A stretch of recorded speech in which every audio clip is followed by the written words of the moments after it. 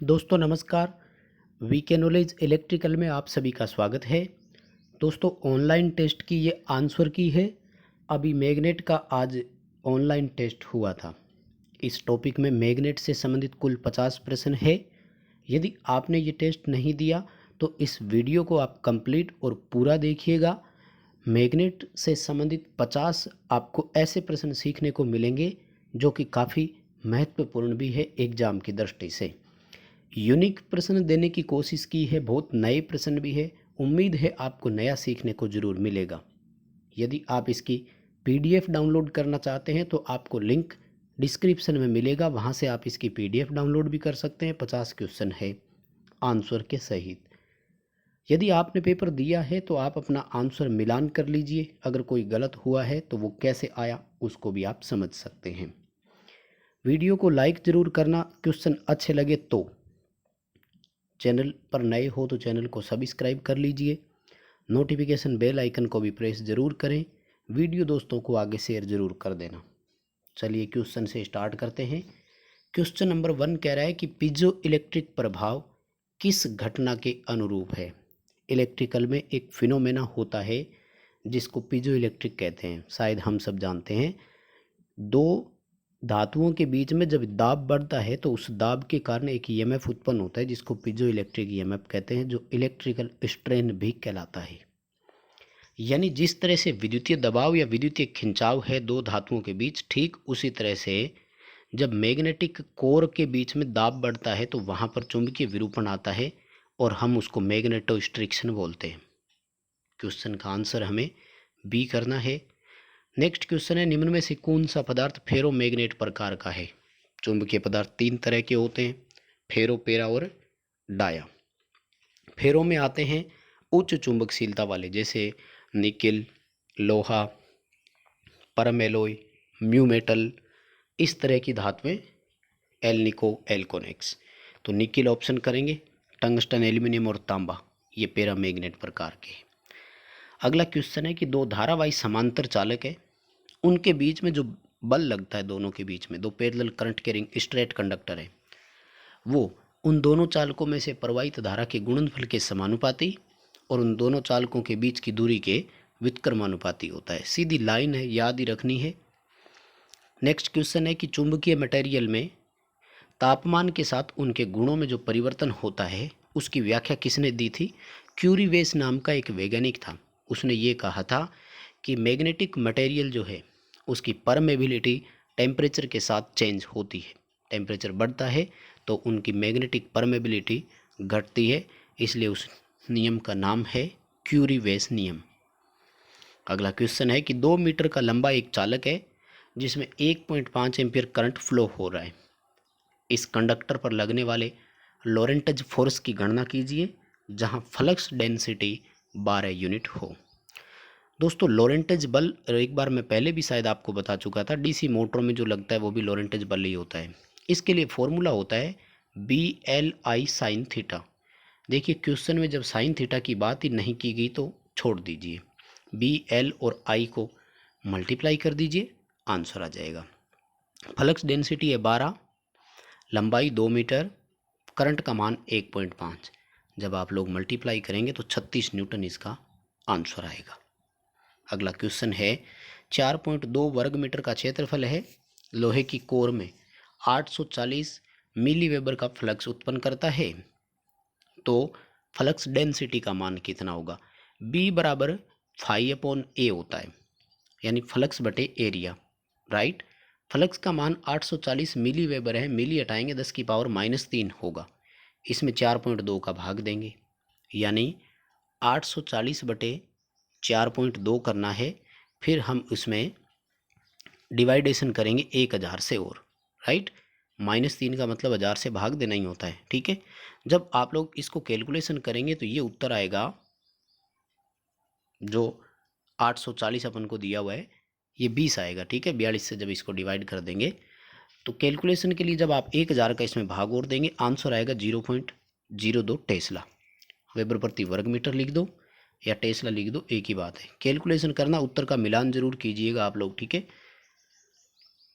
Next अपना question है कि 1 मीटर लंबी कोर में प्रति सेंटीमीटर 10 टन है। कॉइल में 2 एम्पीयर की धारा देंगे तो इसमें उत्पन्न मैग्नेटोमोटिव फोर्स की गणना कीजिए। देखो मैग्नेटोमोटिव फोर्स जिसको हम चुंबक वाहक बल भी बोलते हैं, इसके लिए फॉर्मूला होता है N इंटू आई, यानी number of turn into current. अब देखो करंट तो 2 एम्पीयर सीधा सीधा दे रखा है, लेकिन नंबर ऑफ टर्न के बारे में थोड़ा ध्यान दीजिए। प्रति सेंटीमीटर 10 टन है और कोर 1 मीटर लंबी है, यानी 1 सेंटीमीटर में 10 है तो 100 सेंटीमीटर में कितने हो गए? 1000। 1000 इंटू 2 करेंगे 2000 एम्पीयर टन उत्तर आएगा। अगला अपना क्वेश्चन है, चुंबकीय क्षेत्र की दिशा ज्ञात करने में प्रयुक्त राइट हैंड रूल के अनुसार अंगूठा किसे संकेत करता है? दोस्तों ध्यान रखना, फ्लेमिंग का राइट हैंड का रूल नहीं है ये राइट हैंड थंब रूल है। इसको राइट हैंड ग्रिप रूल भी कहते हैं।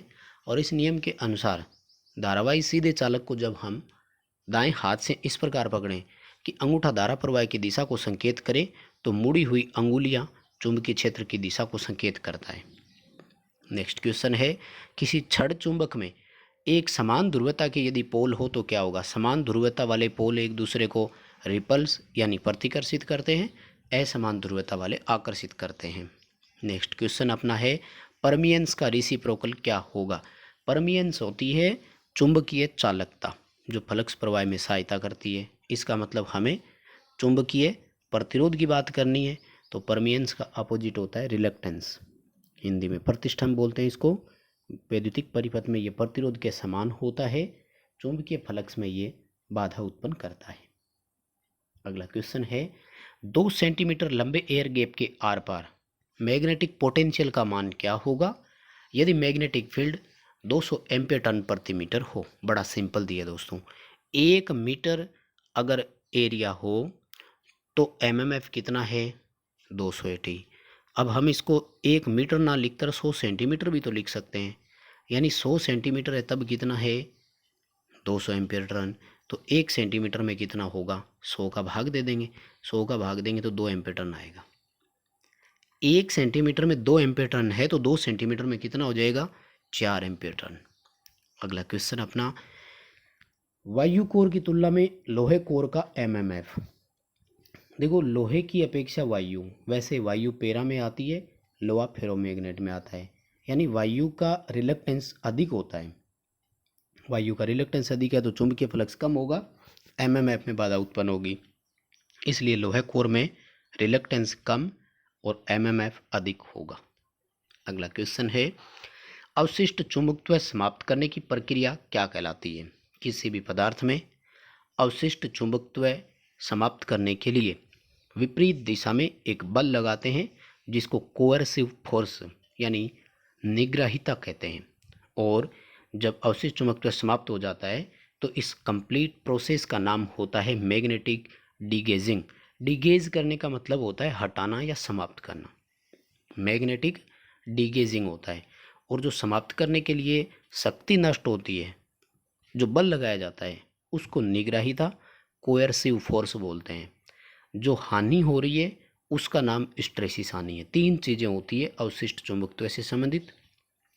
लीजिए अगला क्वेश्चन वही है कि कोर में शेष रहे चुंबकत्व को यानी अवशिष्ट चुंबकत्व को समाप्त करने के लिए हमें मैग्नेटिक जो तीव्रता होती है उसकी एक निश्चित मात्रा नष्ट हो जाती है, उसे हम कोअर्सिविटी कहते हैं। हिंदी में इसको निग्रहिता बोलते हैं, राइट। रेटेंटिविटी होती है धारण क्षमता, अवशिष्ट चुंबकत्व धारण करने। ये ससेप्टिबिलिटी जो होती है ये चुंबकीय तीव्रता और चुंबकन बल का अनुपात होता है। परमेबिलिटी जो है ये चुंबकीय चालकता होती है एक तरह से। अगला क्वेश्चन है, 200 mm लंबी एक कोर में 50 टर्न है। ध्यान दीजिएगा, टोटल टर्न बताएं इस बार, प्रति mm या प्रति सेंटीमीटर नहीं है। 5 एम्पीयर की धारा देंगे तो चुंबकीय क्षेत्र तीव्रता का मान क्या होगा? अब देखो किसी को फॉर्मूला याद नहीं होगा, बोले क्या करें? दोस्तों फॉर्मूला इकाई में आंसर में जो यूनिट दे रखी होती है उसी से पता लग जाता है। देखो यूनिट दे रखी है एम्पियर टर्न प्रति मीटर, प्रति का मतलब होता है बटे, यानी एम्पियर इंटू टर्न और उसमें मीटर का भाग देना है। तो देखिए ना, एम्पियर है 5, टर्न है 50 और 200 mm को जब आप लोग मीटर में कन्वर्ट करोगे तो 0.2 मीटर हो जाएगा। ठीक है, कैलकुलेशन करना, इसका आंसर आएगा 1250 एम्पियर टन प्रति मीटर। ठीक है। नेक्स्ट क्वेश्चन अपना, नियम कहता है कि एक बंद परिपथ के आसपास एमएमएफ उस पथ द्वारा संलग्न धाराओं के बराबर होता है। चुंबकीय चालकों से संबंधित होता है ये, और इस नियम का नाम है एम्पियर का नियम। ये नियम पूरी तरह से कंप्लीट स्टेट देता है कि एक क्लोज्ड पाथ के अक्रॉस जो एमएमएफ होता है वो उस पथ की इनक्लोज्ड करंट से ही बनता है। नेक्स्ट क्वेश्चन है कि फेराइट विद्युत के क्या होते हैं? बेड कंडक्टर होते हैं, कुचालक होते हैं। फेराइट फेरोमैग्नेट से भी ऊपर की एक धातु होती है जिसकी चुंबकशीलता सर्वाधिक होती है। नेक्स्ट क्वेश्चन है कि 100 टेस्ला किसके बराबर है? टेस्ला फ्लक्स घनत्व की इकाई है और 100 टेस्ला 100 वेबर प्रति वर्ग मीटर के बराबर है, लेकिन यहाँ ऑप्शन वर्ग सेंटीमीटर दे दिया, तो एक वर्ग मीटर जो है इसमें 10,000 वर्ग सेंटीमीटर होते हैं। तो 100 को आप 10,000 से डिवाइड कर दीजिए, उत्तर आएगा 0.01 वेबर प्रति वर्ग सेंटीमीटर। अगला क्वेश्चन है, अनुचुंबकीय पदार्थों की सापेक्ष चुंबकशीलता। पैरामैग्नेट के बारे में पूछ रहा है। पैरामैग्नेट जो होते हैं इनकी इकाई से कुछ अधिक होती है। नेक्स्ट अपना क्वेश्चन है, दो समांतर धारावाही सीधे चालकों में समान दिशा में करंट का फ्लो हो रहा है तो उनके बीच कैसा बल होगा? ध्यान रखिएगा, समान ध्रुवता और समान दिशा में धारा का प्रवाह दो अलग अलग शब्द है। जब समान दिशा में करंट फ्लो हो रहा हो दो पैरेलल कंडक्टर के बीच, मान लीजिए इस तरह से, दोनों में से किसी और हो सकता है, फॉर एग्जांपल ये विपरीत दिशा में भी हो सकता है, यानी दोनों चालकों में अगर समान दिशा में धारा प्रवाह हो रहा हो तो वह एक दूसरे को आकर्षित करते हैं, क्योंकि इनकी चुंबकीय बल रेखाएं एक दूसरे के सहयोगी स्वभाव की होती है और वो इनको नज़दीक ले आती है। यानी जब समान दिशा में धारा प्रवाह हो तो आकर्षित होंगे, यदि दोनों चालकों में अलग अलग यानी आमने सामने विपरीत दिशा में धारा प्रवाह हो रहा हो तो वो एक दूसरे को रिपल्स करेंगे, प्रतिकर्षित करेंगे, क्योंकि इनकी चुंबकीय बल रेखाएं एक दूसरे को दूर धकेल देती है। नेक्स्ट अपना क्वेश्चन, चुंबकीय क्षेत्र में रखे किसी चालक का कटाक्ष क्षेत्रफल यानी क्रॉस सेक्शन एरिया अगर अपन चेंज कर देंगे तो क्या होगा? मैग्नेटिक फील्ड में कोई कंडक्टर था, उसका क्रॉस सेक्शन चेंज किया है, ध्यान दीजिएगा, उसका रेजिस्टेंस और उसका मैग्नेटिक रिलक्टेंस दोनों एक सेम वे में चेंज होंगे। सेम वे में चेंज होने का मतलब यानी प्रतिरोध घट, मान लीजिए कटाक्ष क्षेत्रफल की बात करें, क्रॉस सेक्शन एरिया सपोज करो कि हमने इंक्रीज़ किया तो रेजिस्टेंस भी डिक्रीज़ होगा, रिलक्टेंस भी डिक्रीज़ ही होगा, दोनों सेम वे में चेंज होंगे, ये ध्यान रखना है, यानी घटेंगे या फिर बढ़ेंगे, दोनों में एक जैसा परिवर्तन होगा। नेक्स्ट क्वेश्चन है, चुंबकीय बल रेखाओं में निम्न में से कौन सा गुण नहीं होता है? चुंबकीय बल रेखाएं चुंबक के बाहर एन से एस, चुंबक के अंदर एस से एन चलती है, हमेशा इलास्टिक डोरी की तरह, यानी खिंची भी रहती है और सदैव अपना बंद परिपथ बनाती है। एक ही दिशा में कार्य करते समय वो एक दूसरे को प्रतिकर्षित करती है, कभी भी एक दूसरे को ओवरलैप नहीं करती है, कभी एक दूसरे को आकर्षित नहीं करती है, क्योंकि जब भी वो एक दिशा में काम करती है तो उनकी ध्रुवता एक समान होती है। अगला क्वेश्चन है, एक ओवरहेड लाइन में उत्तर से दक्षिण की ओर करंट का फ्लो हो रहा है, यदि हम उस लाइन को, चालक तार को दक्षिण की ओर देख रहे हैं तो चुंबकीय क्षेत्र की दिशा कैसी होगी? मान लीजिए स्ट्रेट कंडक्टर था, उत्तर से दक्षिण की ओर, हम दक्षिण से भी देख रहे हैं, सवाल ये हो गया कि धारा दर्शक की ओर आ रही है, और जब हम राइट हैंड थंब रूल या राइट हैंड ग्रिप रूल का उपयोग करें तो चुंबकीय क्षेत्र की दिशा कैसी होगी? एंटी क्लॉकवाइज होगी, क्योंकि धारा दर्शक की ओर आ रही है। नेक्स्ट क्वेश्चन है कि रिंग टाइप मैग्नेट में क्या होता है? रिंग टाइप मैग्नेट में ना तो पोल होते हैं ना ही एयर गैप होता है, कोई वायु अंतराल नहीं होता है, कोई ध्रुव नहीं होते हैं। अब सवाल ये है कि बिना ध्रुव के चुंबक कैसे? ध्रुव आपस में मिल जाते हैं, क्योंकि एक बार मैग्नेट को ही हम रिंग मैग्नेट की आकृति देते हैं और वो रिंग कम्प्लीटली मिलकर बन जाता है। नेक्स्ट क्वेश्चन है कि मैग्नेट में मैग्नेटिक इंटेंसिटी कहाँ पर कैसी होती है? तो पोल पर सबसे अधिक होती है, मध्य भाग में कम होती है, किनारों पर अधिक होती है, ध्रुवों पर मैक्सिमम होती है। नेक्स्ट क्वेश्चन है, एक विद्युत चुंबक की ध्रुवता इलेक्ट्रोमैग्नेट है, हम इसकी पावर को भी यानी मैग्नेटिक स्ट्रेंथ को भी और हम इसकी मैग्नेटिक पोलैरिटी को भी चेंज कर सकते हैं। एक इलेक्ट्रोमैग्नेट में पोलैरिटी और मैग्नेटिक फील्ड दोनों हम निर्माण के बाद धारा की दिशा से बदल सकते हैं, चाहे वो डीसी की हो चाहे वो एसी की हो। विद्युत चुंबक है, अस्थायी होता है, ध्यान दीजिएगा। धारा की दिशा बदलकर इसकी ध्रुवता और धारा का मान बदलकर इसकी शक्ति बदली जा सकती है। अगला क्वेश्चन है, गिलबर्ट किसका मात्रक है? ये एमएमएफ का होता है, चुंबक वाहक बल, मैग्नेटोमोटिव फोर्स का मात्रक या यूनिट होती है। अगला क्वेश्चन है कि मैग्नेटिक शील्डिंग या स्क्रीनिंग में उपयोग की जाने वाली सामग्री कौन सी है?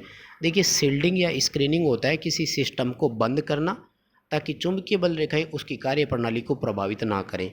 चुंबकीय बल रेखाओं को एक मार्ग प्रदान कर देना, इस तरह से जैसे विद्युत घड़ियों में होता है, घड़ी यहाँ बीच में काम कर रही है, चुंबकीय बल रेखा यहाँ से आती है, ऊपर से होते हुए फ्लो हो जाती है, यानी लो रिलक्टेंस का पथ प्रदान कर देते हैं तो वहाँ से होते हुए जाती है, और इसके लिए नरम लोहे की कोर काम में लेते हैं। सॉफ्ट आयरन इसका ऑप्शन करेंगे। अगला क्वेश्चन पूछा जा रहा है कि चुंबकीय परिपथ में परमेबिलिटी वैद्युतिक परिपथ में किसके जैसी है? परमेबिलिटी चुंबकीय पदार्थ की चालकता ही है, तो वैद्युतिक परिपथ में कंडक्टिविटी हो गया, यानी जिस तरह का कंडक्टिविटी है उस तरह का परमेबिलिटी है।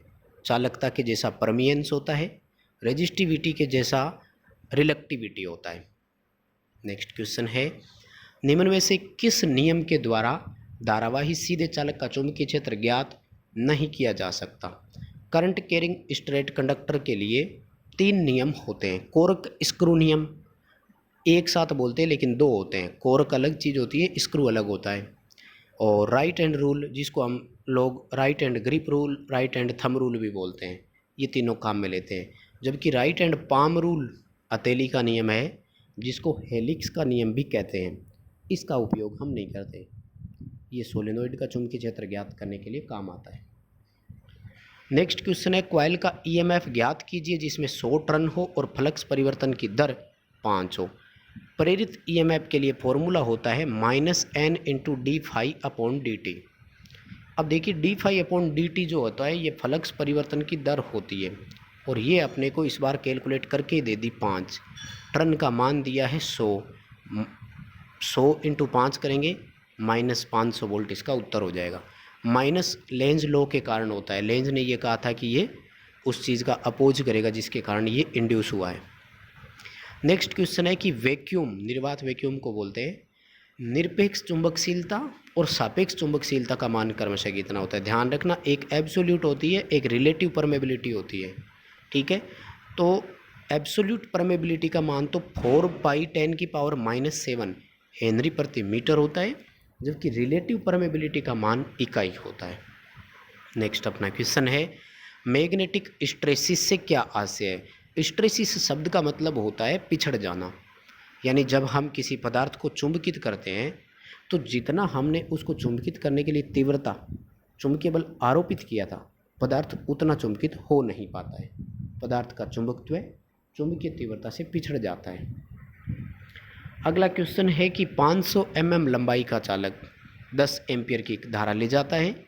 0.8 टेस्ला वाले मैग्नेटिक फ्लक्स डेंसिटी में ये एक राइट एंगल यानी समकोण पर स्थापित किया गया। चालक पर लगने वाला बल, दोस्तों क्वेश्चन एक तरह से रिपीट हो गया। BLI साइन थीटा फॉर्मूले का ही उपयोग करना है। साइन थीटा 90 डिग्री दे रखा है, साइन 90 का मान 1 होता है, तो इसको छोड़ दीजिए। B कितना है? 0.8। L लंबाई ध्यान दीजिएगा 0.5 मीटर रखनी है, 500 mm दिया हुआ है, धारा 10 एम्पियर है, कैलकुलेशन करना, उत्तर आएगा 4 न्यूटन। अगला अपना क्वेश्चन, निम्न में से कौन सा डाया मैग्नेट है? तो डाया मैग्नेट में प्रतिचुंबक में आते हैं ग्रेफाइट, बिस्मथ, सल्फर, सीसा, जस्ता, इस तरह के। नेक्स्ट क्वेश्चन है कि एक मैक्सवेल में क्या होता है? 1 वेबर के बराबर 10⁸ मैक्सवेल होता है, तो एक मैक्सवेल में क्या होगा? 10⁻⁻8 वेबर हो जाएगा। क्वेश्चन का आंसर ए कर देंगे। नेक्स्ट अपना क्वेश्चन है कि मैग्नेटो स्ट्रिक्शन का व्युत्क्रम क्या होता है? कन्वर्ज ऑफ मैग्नेटो स्ट्रिक्शन पूछा है, ठीक है, तो ये कहलाता है विलारी प्रभाव। मैं पहले भी इसके बारे में बात कर चुका हूँ। मैग्नेटो स्ट्रिक्शन होता है वायु दाब उसके बीच में जो उत्पन्न होता है वो, और विलारी प्रभाव इसका जस्ट कन्वर्जन होता है। नेक्स्ट क्वेश्चन है, निम्नलिखित पदार्थों के मामले में चुंबकीय प्रवृत्ति नेगेटिव किसकी होगी? मैग्नेटिक ससेप्टिबिलिटी किसकी नेगेटिव होगी, तो वो होते हैं डायामैग्नेट, जिनको हिंदी में हम प्रतिचुंबक कहते हैं। नेक्स्ट क्वेश्चन है कि चुंबकीय मिश्र धातु म्यू मेटल में सर्वाधिक मात्रा किसकी होती है। पहली बात तो ध्यान रखिए कि म्यू मेटल एक एलॉय है जो क्रोमियम, लोहा, तांबा और निकिल इन चारों से मिलकर बनता है, जिसमें सबसे अधिक मात्रा निकिल की होती है, 77% होती है।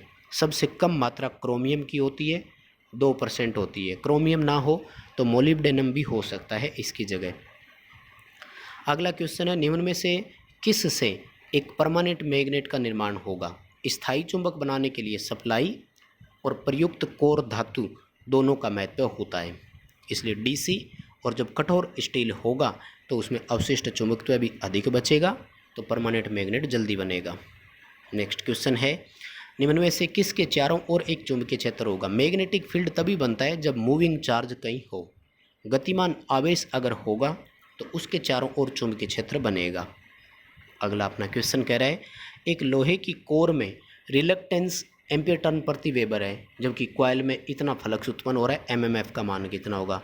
देखो एमएमएफ जो होता है ये ईएमएफ के जैसा होता है। ईएमएफ के लिए हम लोग आर इंटू आई या आई इंटू आर भी तो कर सकते हैं। रेजिस्टेंस के जैसा आर एम, आई के जैसा होता है फाई, यानी एमएमएफ ज्ञात करने के लिए हमें फाई इंटू आर एम ही करना होगा, जहाँ फाई का मान 2 × 10⁻⁴, जबकि रिलक्टेंस का मान 2.3 × 10⁻³ देखो -3 से ये प्लस की 4 में से 3 कटेगी, 1 रह जाएगा, ये हो जाएगा 20। 20 को 2.3 से जब मल्टीप्लाई करोगे तो उत्तर आएगा 46 एम्पीयर टर्न। हमें इसका आंसर ए करना है। नेक्स्ट क्वेश्चन है कि क्यूरी तापमान वह टेम्परेचर होता है जिस पर, क्यूरी वेस नाम का एक वैज्ञानिक था जिसने मैग्नेटिक मटेरियल के बारे में ये बताया कि टेम्परेचर जब इंक्रीज होता है तो एक मैग्नेटिक मटेरियल की परमेबिलिटी डिक्रीज होती है, और जब फेरोमैग्नेट पैरामैग्नेट की भांति काम करते हैं तो वह क्रिटिकल क्यूरी टेम्परेचर कहलाता है।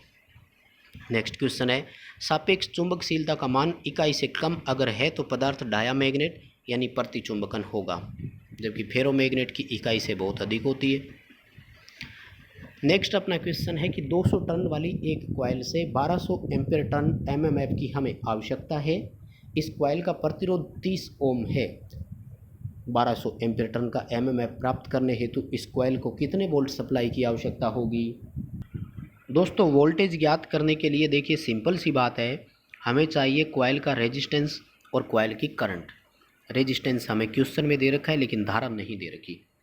देखो धारा अपन कैसे ज्ञात कर सकते हैं, हमें एमएमएफ दे रखा है 1200 एम्पीयर टर्न का, जबकि हम सभी जानते हैं कि एमएमएफ टर्न इनटू करंट होता है, यानी टर्न और करंट को मल्टीप्लाई करें तो 1200 आना चाहिए। अब टर्न हमें 200 दे रखा है, धारा का मान ज्ञात करेंगे तो 200 का भाग देंगे, करंट आएगा 6 एम्पीयर, यानी एमएमएफ और टर्न से डिवाइड करके करंट निकालेंगे, 6 एम्पीयर आई। रेजिस्टेंस 30 ओम है तो आवश्यक वोल्टेज का मान 180 वोल्ट होगा। नेक्स्ट क्वेश्चन है कि विद्युत चुंबक के लिए निम्न में से किस मटेरियल में सबसे अधिक परमेबिलिटी होती है। तो सर्वाधिक परमेबिलिटी म्यू मेटल में होती है, सबसे अधिक इसी में होती है। नेक्स्ट क्वेश्चन है, एक विद्युत चुंबकीय कॉइल है जिसको पहले 24 वोल्ट की डीसी दी, फिर 24 वोल्ट की एसी दी। दोनों समय कॉइल द्वारा ली गई धारा का मान कितना होगा। तो दोस्तों याद रखें, समान वोल्टेज के साथ जब ऑपरेट करते हैं तो डीसी में धारा का मान अधिक होगा, क्योंकि डीसी में एक्सएल का मान होगा नहीं, केवल रेजिस्टेंस ही होगा जो धारा का विरोध करेगा, जबकि एसी में एक्सएल और रेजिस्टेंस दोनों मिलकर धारा का प्रवाह करते हैं, विरोध करते हैं, इसलिए करंट कम हो जाता है, यानी डीसी पर धारा एसी की धारा से अधिक होगी। अगला क्वेश्चन है कि एक आइडियल कोर मटेरियल में हिस्टैरिसीस लूप की आकृति कैसी होगी। दोस्तों अभी थोड़े दिन पहले बताया था, बीएच वक्र जो बनाया जाता है इसको हिस्टैरिसीस वक्र भी बोलते हैं, कर्व भी बोलते हैं, और इसमें जो लूप बनता है अगर उसकी आकृति आयताकार हो तो वह हिस्टैरिसीस के लिए सबसे आदर्श कोर मानी जाती है। अगला अपना क्वेश्चन है कि निम्न में से कौन सी फ्लक्स डेंसिटी की यूनिट नहीं है। देखो फ्लक्स घनत्व को वेबर प्रति वर्ग मीटर में, टेस्ला में और वेबर प्रति वर्ग सेंटीमीटर में हम मेजरमेंट ले सकते हैं, वेबर में नहीं होगा, क्योंकि वेबर फ्लक्स की इकाई है। फ्लक्स की दूसरी इकाई मैक्सवेल भी होती है। अगला अपना क्वेश्चन है कि 2 मीटर लंबी कोर में 1000 टर्न है, कॉइल में 2 मिलीवेबर फ्लक्स परिवर्तन से 0.5 सेकंड में प्रेरित ईएमएफ का मान कितना होगा। ऐसा अभी ऊपर भी क्वेश्चन था, फर्क सिर्फ इतना है कि वहाँ पर हमें फ्लक्स परिवर्तन की दर दे रखी थी, यहाँ पर सारे आंकड़े अलग अलग दिए। टर्न का मान 1000 है, फ्लक्स में परिवर्तन 2 मिलीवेबर का हो रहा है, 0.5 सेकंड का टाइम लग रहा है। -3 से 1000 कट जाएगा, 0.5 से जब भाग देंगे 20 में उत्तर आएगा 4 वोल्ट। तो बस दोस्तों ये थे आज के 50 प्रश्न टेस्ट के। क्वेश्चन अच्छे लगे तो वीडियो को लाइक ज़रूर कर देना, अपने दोस्तों को आगे फॉरवर्ड ज़रूर कर देना।